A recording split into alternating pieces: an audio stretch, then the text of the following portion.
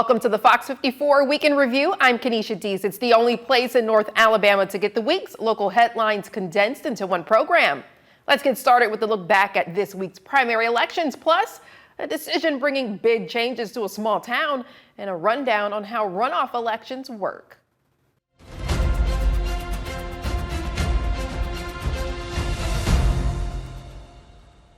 Election results are starting to hit the board here in Alabama, and a clearer picture is now taking shape of who will land on your ballot come November. One key race tonight is the fight to succeed Governor Kay Ivey as her historic run in office comes to a close. She made history as the first Republican woman elected governor in the state, as well as the longest serving female governor in U.S. history. Today, 3 Republicans went head to head, aiming for a chance to take her spot. But before even a quarter of the votes were counted, the picture became clear. Polling results show Senator Tommy Tuberville winning in a landslide victory with just more than 85% of the vote. Ken McPheeters followed behind, with Santavasi coming in last. Now, we know just yesterday a judge dismissed a lawsuit filed by McPheeters challenging Tuberville's eligibility to run, arguing the senator had not met the state's residency requirements for gubernatorial candidates. With that challenge now behind him, Tuberville lands the nomination with full clearance to be on the November ballot. On the Democratic side, 6 candidates competed for their party's nomination. You can also see a clear picture here. We can see former U.S. Senator Doug Jones claiming the victory, dominating the race with just more than 75% of the vote. It's 77 to be exact, and with 71% of those votes coming in reporting. Boyd follows behind. Will Boyd follows behind at 10%. Yolanda Flowers at 5%. One of the biggest races here in North Alabama has decided the Republican nominee for Alabama's 20th House District. On one side, former U.S. Representative Mo Brooks, who served 12 years in Washington. He ran against the incumbent representative for this district, James Lomax. Fox 54's Caleb Aguayo joins us live from South Huntsville, where election officials have now named a Republican nominee for State House District 20. Caleb, how was the excitement over there? Yeah, Kenesha, it was a hard-fought race on both sides, with candidates James Lomax and Mo Brooks campaigning door-to-door for months to hear voters' biggest concerns. But Lomax came out on top as the Republican nominee for House District 20. Here's what everyone involved had to say about this race. We had a challenge in front of us, and it's something that we faced head on. And part of that was, we had so many great people that came, like I said, out of unexpected places to join forces with us and help work on our behalf. And I'm just so honored to get to continue to do the work that I'm focused on. I want to say, Mo Brooks has served our area for a long time, and I wish him the best. And I'm just so excited that that the people had the opportunity to speak tonight, and we get to continue on. On the other side, it also took a lot of effort for Mo Brooks on the campaign trail. After his defeat in the primary election, he declined to comment to Fox 54. However, he did make a post on Facebook as Election Day kicked off, saying in part, "I'm grateful for the many conversations I've had with you. Thank you for your vote." One of those voters in District 20 says these elections are critical for deciding not just the state of the Republican primaries, but the election results when we get to the midterms. I think it affects both local government, but also the national parties look upon it as an indicator of perhaps things to come. O'Halloran adds that he's pleased with the district's current representation in Montgomery, saying Lomax does a great job of hearing residents' concerns and bringing them to the forefront at the State House. I'm happy enough with it. I think that Huntsville officially becoming the #1 populace in the state, and big draw of jobs and well, ironically, federal subsidized dollars into this economy. I mean, I think that Montgomery has to, and they've been doing a pretty good job of paying attention to what's going on up here. And the results from today's elections will carry forward until the big race for the District 20 seat.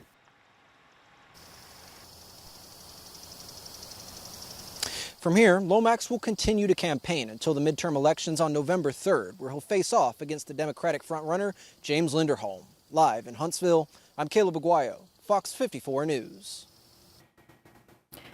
Thank you, Caleb. We'll continue to monitor election results for all the other races wrapping up in Alabama tonight, so stay tuned for the latest here and on the Fox 54 app. Voters in Morgan County deciding who will be the next sheriff to serve its residents. They had a choice between 2 candidates who are very familiar with the position. Fox 54's Gabe Glassman joins us live now with a special guest. Gabe, you're with the incumbent Ron Puckett, who will serve Morgan County for another 4 years. Yes, that's right, Kanisha. Sheriff Puckett, congratulations are in order. How does it feel to be elected once again as the Morgan County Sheriff? It's a great honor, a blessing, and a privilege. And I want to ask, we talk a lot about, public safety is something that we talk about all the time, and something that your campaign was based on, making Morgan County a safe place to live. How do you plan to continue to make Morgan County as safe of a place to live as it can be? Sure, I think that's a good question. We are very good at what we do. Our patrol guys get out there and patrol. Our investigators investigate crimes, and our corrections officers, they do a good job of keeping our corrections officer, the jail, good grief, doing well. So, we're going to continue doing what we're doing. We care about our community. We love what we do, and because of that, because we care and because we love, we do a good job. And I think the citizens of Morgan County have accepted what we've done the last 7 years is going to be great because we've done it for 7 years. Well, we spoke a little bit earlier, and you said something along the lines like law enforcement was a calling to you. What does it mean for you, not only that you continue your law enforcement career, but you're able to serve the residents of Morgan County for another 4 years? Yeah, look, I love what I get to do. I'm thankful that God has called me to be a law enforcement officer because it's not a job. It's a calling, and it's what I am. It's what I get to do as being your sheriff. So I'm thankful for that calling, and I don't want to do anything else because I love serving the people of Morgan County. Last question quickly. So many people came out and voted for you today. What is your message to them? Look, I'm so thankful. I'm grateful and honored to be able to serve another 4 years. It's a blessing to be able to do this, and I will do my best to continue to be the man that I've been the last 7 years. Sheriff Puckett, thank you so much. Sir. Live in Hartselle, Gabe Glassman, Fox 54 News. It's no surprise the majority of voters in Alabama typically opt for a Republican ballot. But on Tuesday, the numbers looked a little different than normal. While Alabama's overall voter turnout dipped slightly from 2022, turnout in the state's largest Democratic counties jumped significantly. In Montgomery County, turnout rose nearly 10% in the wake of a congressional redistricting rally over the weekend. Even here in Madison County, 52% of voters chose a Democratic ballot. Party chair for Limestone County, Chris Love, explains why he thinks voter turnout is declining. We want to make sure that people understand, the requirements of voting. Also, we do where if somebody needs a ride to the polling places, elderly people or people that might not have transportation, we do that as well. And I think a lot of it is just, unfortunately, a lot of, politics has gotten nasty. And a lot of people kind of has a handoff approach to it because they don't want to be involved in it. As the party now looks toward the general election in November, Love says they want to focus on the issues impacting Alabamians. One thing the Alabama Democratic Party, and particularly the Limestone County Party Democrat, we're going to focus on just sticking with the issues because right now we got a lot of distractions going on. But at the end of the day, people are just concerned about how can I pay for rent, mortgage, and put gas in my car and food all at the same time. So in Limestone County, we're going to stick to the issues that really affected everybody, no matter what your party affiliation is. Love says that it's important for voters to return to the polls for the runoff election, which is on June 16th. People in the town of Falkville are reacting to a stunning conclusion to a historic vote from Tuesday. The town of Falkville voted to end its century-old ban on alcohol sales, and it all came down to just one single vote. The proposal passed its 116 to 115, but the dramatic outcome has brought mixed emotions from local leaders and residents. Fox 54's Logan Alexander Russell spoke with the mayor about his thoughts. In the town of Falkville, the future of a 140-year-old dry tradition truly came down to a single voter's choice. For Mayor Ken Winkles, the trajectory of the historic vote started with a petition in January, but as the unofficial results settled, his optimism was met with disappointment over how few neighbors participated in the vote. The only thing else I've got to say, I'm very disappointed that there wasn't but 231 votes out of 800. That's a sad day. The small turnout means just a fraction of the community decided the outcome, leaving the town almost evenly split. Off camera, some of the 115 residents who voted no expressed deep concerns that the ordinance would unravel the small town calm they've spent decades protecting. It's a sense of hesitation local leaders say they're fully aware of, but municipal leaders are eyeing new economic revenue out by the interstate. Mayor Winkles says that since every other community in Morgan County is already wet, those tax dollars are currently leaking into neighboring towns. His goal now is keeping that money local while reassuring cautious residents. I would love for the people, the 115 that voted no, to trust myself and the council that we're going to try to control this the best we can. You know, we don't want this to get out of control and be ugly. The City Council is scheduled to formally certify the ballots on May 26th, followed by a public hearing on the new ordinance in June. If extenuating timelines hold, alcohol sales could officially begin in the near future. In Falkville, Logan Alexandra Russell, Fox 54 News. Alabama's primary elections far from over. While the governor's races on both sides of the aisle ended in landslide victories, not every candidate solidified their spot on the November ballot. For races like Lieutenant Governor and U.S. Senate, candidates advance to what's called a runoff election. But what is a runoff election and how do they work? We verify.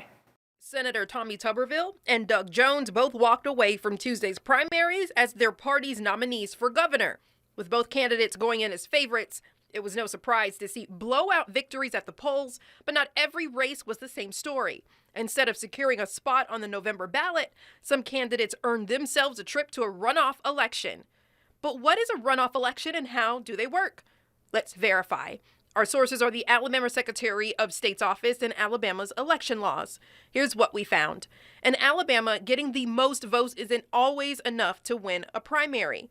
A candidate must clear 50% of the votes plus one vote. In the Republican U.S. Senate race, Barry Moore led the field with 39%, but with Jared Hudson at 26% and Steve Marshall at 25%, the vote was too divided and nobody hit that 50% mark. The Republican lieutenant governor's race told a similar story. John Wall finished on top with 41%, followed closely by Wes Allen's 38%. When this happens, the top two candidates advance to a runoff election where they go head-to-head until one clears 50% of votes. Here in Alabama, that runoff is set for June 16th, but there's some things you should know before heading back to the polls. Alabama holds open primaries, meaning you don't register with a political party when you sign up to vote. Instead, you choose a party's ballot when you arrive at the polls on Election Day. But once you make that choice, you lose that option. If you voted in the Republican primary, you can only vote in the Republican runoff. And the same goes for Democratic voters. Under Alabama code, crossing over to the opposing party's runoff is considered a Class C felony. That charge can carry up to 10 years in prison, so you shouldn't take it lightly. However, if you set out Tuesday's primary entirely, you still have options. Since you never selected a party ballot in the first round, you're free to participate in either party's runoff on June 16th. And if you have something you want us to verify, text us at 256-382-2692. It's Memorial Day week and a lot of you will head out on the water, but remember, safety is a top priority. We share those tips, and with rainy weather expected, we verified if the hot air balloons at the Alabama Jubilee will be able to get off the ground.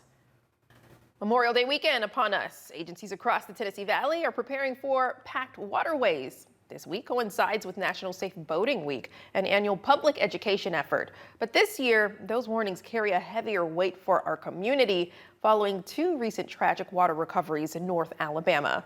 Last Wednesday, a 2-year-old died after being found in the river at Toluca Landing in Morgan County. And just yesterday, crews on Lake Gunnersville recovered the body of 25-year-old Jeremiah Gamble, who disappeared Sunday after jumping off his boat. Safety teams say those tragedies underscore critical warning before you hit the water. Fox 54's Logan Alexandra Russell tells us how you can stay safe this Memorial Day weekend.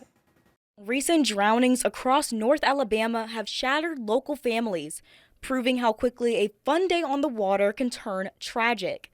Ahead of a packed Memorial Day weekend, state law enforcement officials say preparation must start long before you crank an engine. Number one, where are you going and what are you doing?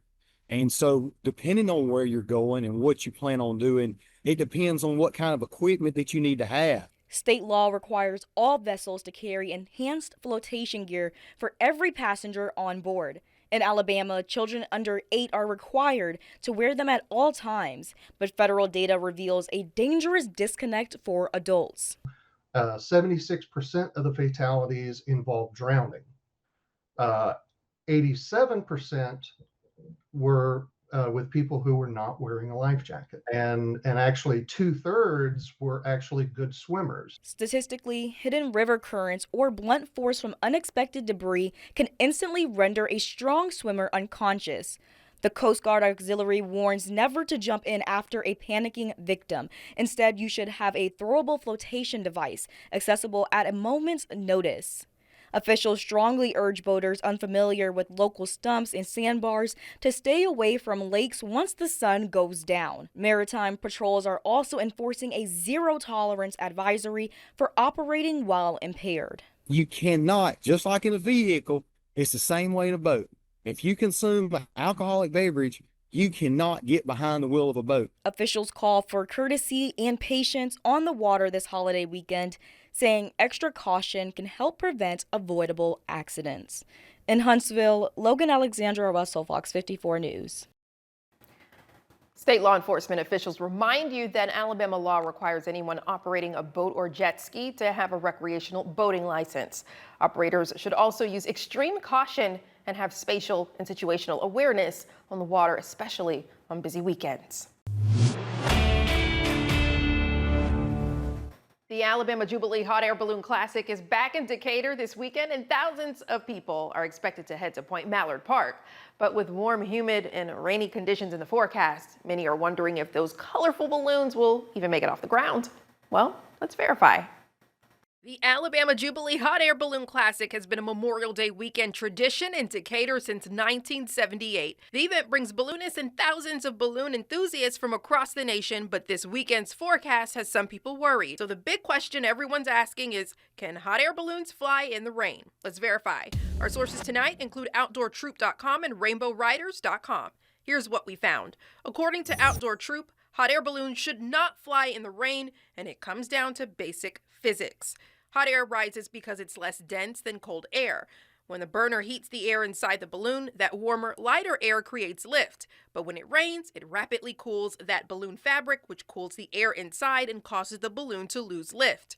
The water on the fabric can also weigh the balloon down, meaning the pilot has to burn far more fuel just to stay at the same altitude. But it's not just inefficient. It's also a major safety concern. Rain rarely comes alone. It often brings thunderstorms, lightning, and sudden wind shifts. And for a balloon with no engine or steering system, that's a dangerous combination.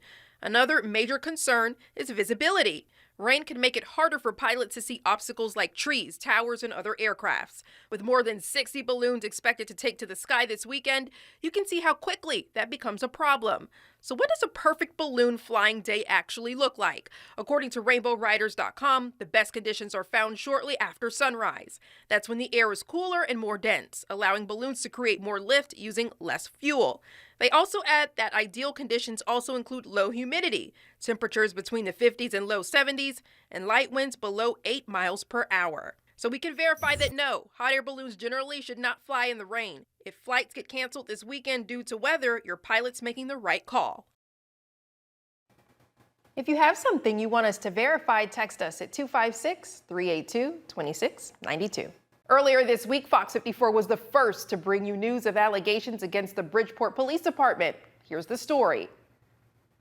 An internal complaint from within the Bridgeport Police Department is alleging several instances of corruption and abuse of power stretching as far back as 2021. The details are in this whistleblower document sent last week to the State Bureau of Investigation, and they focus on Bridgeport Police Chief Lee Henniger. The letter accuses Henniger of tampering with evidence and leaving it unsecured, cruel conduct, and off-duty misconduct. In addition, Henniger is accused of making unlawful orders, misappropriation of city funds, and endangering public and officer safety. Every experience that I've had with Lee Henniger has been horrible.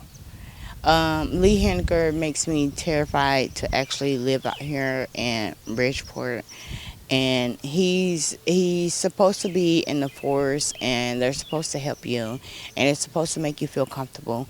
But he doesn't make you feel comfortable. He makes you feel scared for your life. The complaint also claims Henniger is frequently out of the office with the only key to the evidence room. We tried to reach Chief Henniger today, and we were told he was out of the office and was unavailable for comment. But Fox 54 did speak with the mayor, Bubba Hughes, who tells us the city is conducting its own independent investigation into the allegations. Mayor Hughes said the person who filed the complaint has been, quote, butting heads with the chief, calling it a personnel dispute. He said in a statement to Fox 54, "She turned it into the state, and we had a meeting with her and the chief. She says he's doing stuff wrong, and we're trying to get to the bottom of that. We've got to get more into it before I can give you more. If the state thinks we're doing something wrong and needs to come up here for a formal investigation, we're welcome to it." Henniger was previously arrested in Georgia back in 2021 on 2 felony charges that were later dropped. In Bridgeport, I'm Caleb Aguayo, Fox 54 News. Now let's head over to the Shoals. The Muscle Shoals City Council takes the first steps in a $300 million development, and NFL legend Ozzie Newsome spoke to students at a UNA Lion Pride event. The Muscle Shoals City Council took the first steps in bringing a new manufacturing facility to the Shoals this evening. Its impact spanning larger than the Shoals Research Air Park. The project with Caravels LLC is the newest major development to hit the Tennessee Valley, following other recent investments like the Eli Lilly facility planned for Huntsville and the Hadrian facility in Cherokee. Fox 54's Gabe Glassman explains Project Jolt and its potential impact.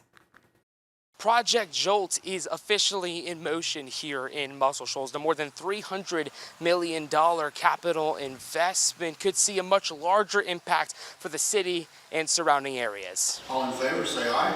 Aye. This vote by the Muscle Shoals City Council approves tax abatements for Caravels LLC for the next decade. It's the first step in the road ahead. The company is building a new manufacturing facility to create electrical transformers. We feel like this is going to be a great thing for our community. We feel like by doing the tax abatement, we're also gained by the employees to be spending their money and living here in Muscle Shoals also. The 9-figure investment from the city is expected to result in a big economic boost for the surrounding area, creating hundreds of jobs and bringing in what's estimated to be more than $30 million in economic impact. Over the first 1 to 7 years, they'll employ about 800, 900 employees, and then the second phase, they'll pull in another 300 or 400 employees with a total 11 to 1,200 employees. Anytime that you have industry that's going to allow that many jobs for all of our residents, hopefully, and it has a huge impact not only with the revenue that's coming into the city, but also to keep our young, men and women hopefully at home. But we'll just have a big impact, and it'll be good paying jobs. I think the average pay will be about $29 an hour. And as it progresses and builds, I just look at what it can do for the students in the Shoals area that want to stay here, live here, raise families here, to get really good manufacturing jobs here in our area. Muscle Shoals Mayor Bailey Hudson adds the investment has been in the works for roughly 2 years, adding it will be a game changer for the community. From Muscle Shoals, Gabe Glassman, Fox 54 News. City officials tell us more information on Project Jolt is expected to be released in the coming days. One of UNA's biggest events that brings together multiple generations of Lions fans is the annual Lion Pride Dinner and Auction. Tonight, several hundred Lion fans were decked out in their purple and gold and made their way to the Renaissance Shoals Conference Center to hear from a Pro Football Hall of Famer, Ozzie Newsome. Prior to a stellar career at the University of Alabama, Newsome was a 3-sport athlete at Colbert County High School, and by his senior year, he was a high school All-American. Newsome is impressed with UNA's growth through the years and still remembers when it was called Florence State. I always knew it as Florence State. As a matter of fact, during the summers, we would go over there and play basketball against their players. It was very competitive. I used to prepare myself for the season when I was at Alabama by running around the track and stuff like that. But this was a very unique place. It's a special place here. And I did take a recruiting trip here, which was an easy trip. Since retiring in 1990, Newsome has worked in the front offices for both the Cleveland Browns and the Baltimore Ravens. Right now, he serves as the executive vice president of player personnel. He also gets a chance to interact with players like fellow Alabama alumnus Derrick Henry. It was a week of big wins and heartfelt moments in the Tennessee Valley. Huntsville area students took top honors at the Green Power USA National Championships. 2 young archers added to their medal collection. The late Microwave Dave was honored at the VBC, and the Rocket City celebrated its indigenous history. North Alabama high schools are bringing home top honors from one of racing's most famous addresses. Bob Jones High School and the Huntsville Center for Technology each claimed multiple awards in the advanced division of the Green Power USA National Championship. Wrapping up today at Talladega Superspeedway, more than 150 student teams from across the country competed in the three-day event, which caps a season of 17 regional races, including stops right here in the Tennessee Valley. Elementary and middle school racers took part in the championship event too, but don't let the racetrack fool you. Green Power is really an engineering program where students design and build their own electric cars and then see what they can get out of them on the asphalt. We design a lot of the stuff, we 3D print things, and we also design parts for our cars over here, and we use that. It's always fun, it's a lot of hands-on, you get to learn a lot. It's new experiences, and it's just a good life lesson. I'm gonna put it to good use whenever I start racing for real. I plan on racing in a Rush SR series around 2028, 2029, so I'll probably use that there. How cool is that? I mean, that's really cool. The Green Power program serves students from 4th grade through college. The nonprofit organization set a record this year with 25,000 miles raced over the course of the season. I don't think I've ever shot a bullseye in my entire life. But for a pair of Madison City Elementary School students, they're starting their archery careers off already, returning home as champions. Meet Natalie and Noah, two elementary school students who are already bringing home hardware very early on in their archery careers. First, when I was in 4th grade, I just really wanted to get in because I knew they would miss some school and I wasn't able to make it.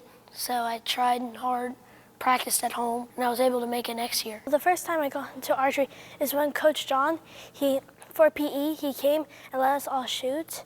And afterwards, Coach John said I was good and he needed more girls and 4th graders for the archery team.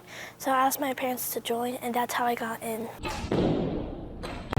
And those decisions to join paid off. Noah with Mill Creek and Natalie with Horizon both came home as the boys and girls elementary school state champions. That's just really special to me. The fact that also I won, but someone else won, and we were both from the same city. It's really exciting that we've had these two champions here in Madison City Schools, especially because they're at the elementary school level. And so we can't wait to see where they're going to grow and move on through archery as they get through middle school and high school. For Natalie and Noah, each shot offers an opportunity of reflection. It also serves as a piece of advice for other kids their age looking to get into the sport. Archery's really fun. If you work at it, keep practicing, and if you do all that, you'll start winning, and then it'll be really fun to you. I would say try to practice the best as you can, and never, if one error goes wrong, don't be sad about it. Just keep going. Assistant coach Aaron Knutson says archery has been a part of the local schools for a number of years, but the footprint continues to get larger. The great part is if you have a 5th grader right now here at Madison City Schools, they can go and try out and participate to potentially be part of one of the middle school teams. We also are looking forward to the future of this program throughout our schools, and so if we get more attention on this program, hopefully that means more people are interested in what we can do. In Madison, Gabe Glassman, Fox 54 Sports. The Tennessee Valley came together tonight to give a final unforgettable send-off to a local blues legend.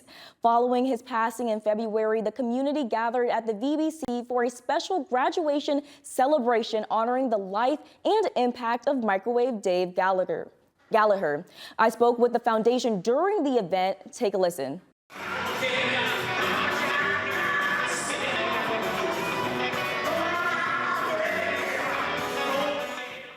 It was a room filled with music, memories, and mourners turned celebrants.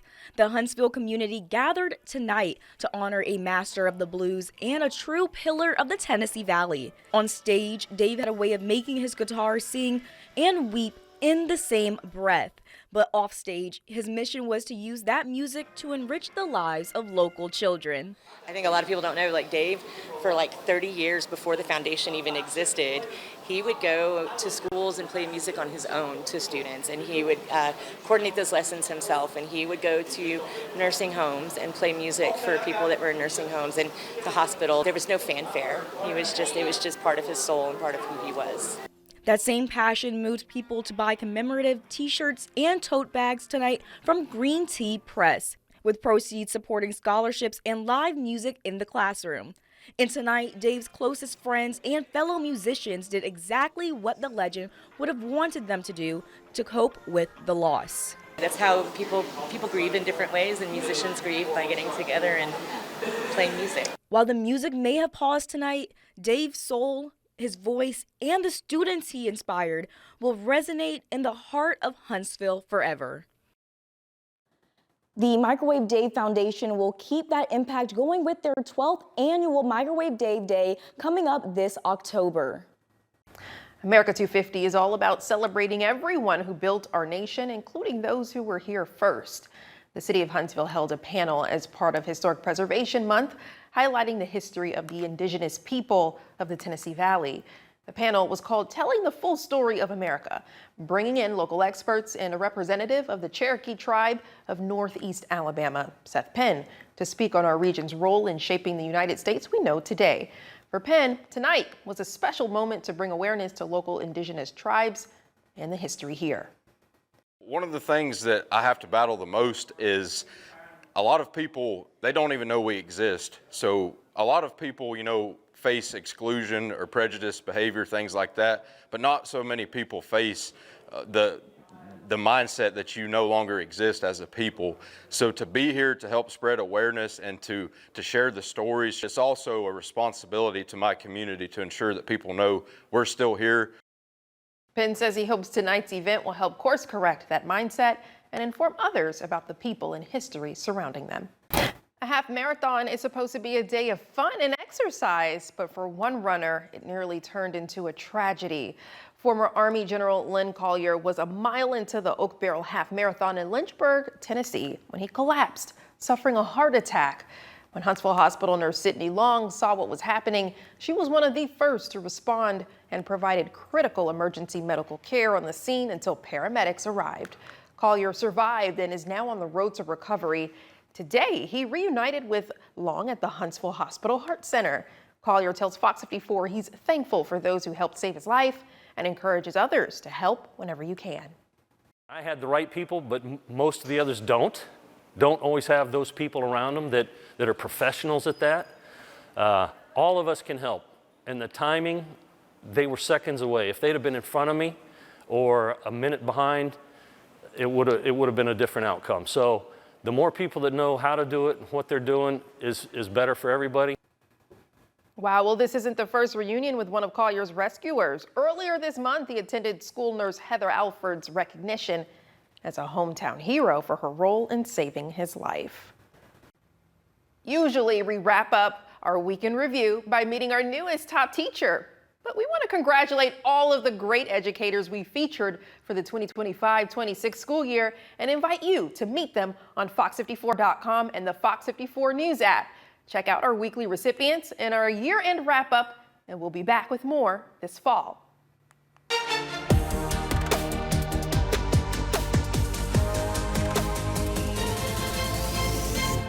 Thank you for watching Fox 54's Week in Review. Count on Fox 54 Plus to bring you more great programming with in-depth local specials, locked on sports, true crime, cooking shows, wellness experts, and continuing weather coverage. For everyone at Fox 54 News, I'm Kenesha Dees. Have a safe and great Memorial Day weekend.